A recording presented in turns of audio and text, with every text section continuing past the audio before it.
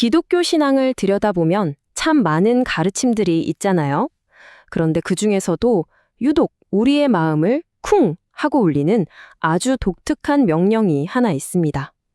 바로 성령을 근심하게 하지 말라는 말인데요. 오늘 이 깊고도 오묘한 표현이 대체 무슨 뜻인지 저와 함께 한번 파헤쳐 보겠습니다. 아니, 왜 하필 화나게 하거나 실망시키지 말라는 게 아니라 근심하게 하지 말라고 했을까요? 전능하신 분한테 슬픔이라니. 어찌 보면 되게 연약해 보이는 이 감정을 굳이 사용한 데에는 분명히 뭔가 특별한 이유가 있을 겁니다. 네, 바로 이 질문이 오늘 우리가 함께 풀어볼 미스터리의 시작입니다. 성령을 근심하게 한다. 과연 이게 어떤 영적인 의미를 담고 있는 걸까요? 지금부터 그 실마리를 하나씩 찾아가 보시죠.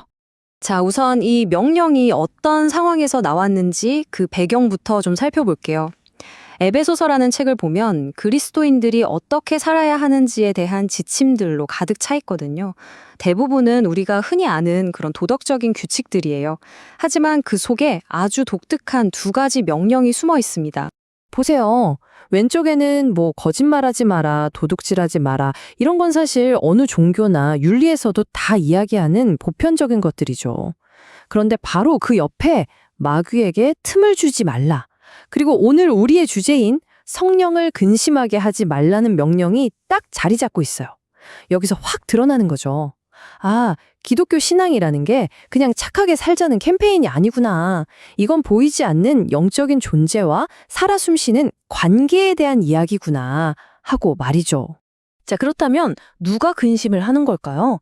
성령의 근심, 이걸 제대로 알려면 먼저 우리가 성령님을 어떤 분으로 생각하는지부터 한번 점검해 봐야 합니다. 흔히들 무슨 우주의 기운, 뭐 이런 식으로 막연하게 생각하는데 절대 그렇지 않습니다. 성경은 성령을 인격을 가진 분이라고 분명히 말해요. 여기서 인격이라는 건 어렵게 생각할 거 없고요. 그냥 우리처럼 생각하는 지성, 느끼는 감정, 그리고 스스로 결정하는 의지를 모두 가졌다는 뜻입니다. 단순한 어떤 힘이나 에너지가 아니라는 거죠. 네, 바로 이거예요. 지성, 감정, 의지. 이 세 가지가 있기 때문에 성령님은 우리를 아실 수 있고, 우리 때문에 슬퍼하실 수도 있고, 또 우리를 위해서 무언가를 원하실 수도 있는 겁니다. 인격이 없으면 관계라는 것도 성립이 안 되잖아요. 그러니까 이 인격이라는 개념이 우리와 성령님의 관계를 이해하는 가장 중요한 열쇠가 되는 거죠. 자, 이제 오늘의 하이라이트입니다. 성령님이 인격적인 존재라는 걸 알았으니까 이제 그분이 느끼시는 근심이라는 감정 속에는 대체 어떤 놀라운 의미가 숨어 있는지 제가 지금부터 5단계로 나눠서 하나씩 파헤쳐 드릴게요.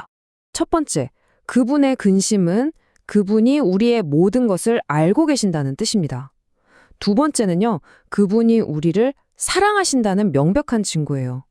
여러분, 분노는 악에 대한 반응이지만 근심은 사랑하는 사람이 잘못된 길로 갈 때 느끼는 감정이거든요. 세 번째, 그분은 우리를 위한 더 좋은 길을 알고 계시다는 겁니다. 네 번째, 그분은 우리를 즉시 벌하지 않고 인내하며 기다리고 계신다는 신호예요. 그리고 마지막 다섯 번째, 그냥 기다리기만 하시는 게 아니라 우리가 돌아오도록 적극적으로 중보하신다는 거죠. 이 모든 게 근심이라는 단어 하나에 다 담겨 있는 거예요. 정말 놀랍지 않나요? 그런데 말이죠. 만약에 우리가 이렇게 깊은 사랑이 담긴 근심의 신호를 계속 무시하면 어떻게 될까요? 바로 그때 우리는 아버지의 사랑의 징계라는 조금은 무겁게 들릴 수 있는 주제와 마주하게 됩니다. 이 사랑의 징계라는 게 도대체 무슨 의미인지 정말 가슴 찡하게 보여주는 실제 이야기가 하나 있습니다. 한국계 입양아 출신으로 미국 하원의 의원까지 지낸 신호범 씨의 어린 시절 이야기예요. 이분이 백인 가정에 입양돼서 정말 사랑을 많이 받고 자랐대요.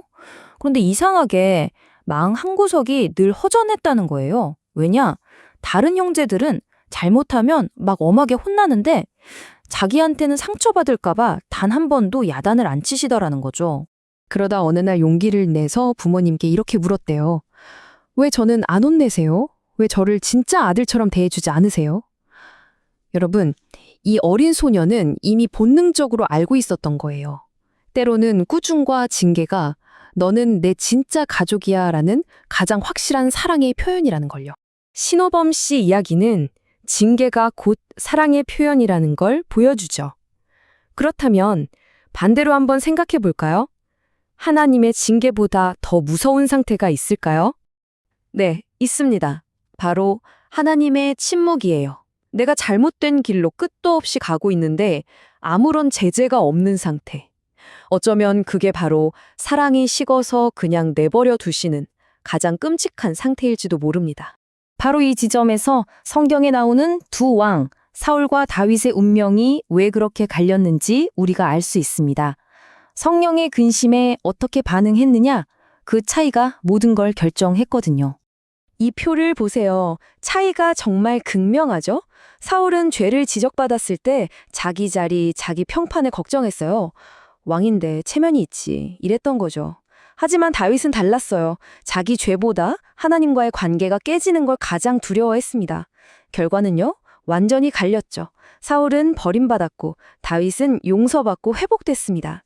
이 태도의 차이가 모든 걸 가른 겁니다. 다윗의 이 절박한 기도를 보세요. 주의 성령을 내게서 거두지 마소서. 이게 바로 진짜 믿는 사람이 가장 두려워해야 할 게 뭔지를 정확히 보여주는 겁니다. 벌 받는 게 무서운 게 아니에요. 하나님과의 관계, 그 자체가 끊어지는 것, 성령님이 나를 떠나시는 것, 그게 가장 무서운 거죠. 자, 오늘 이야기를 마무리하면서 이제 이 질문을 우리 각자에게 한번 던져봤으면 좋겠습니다.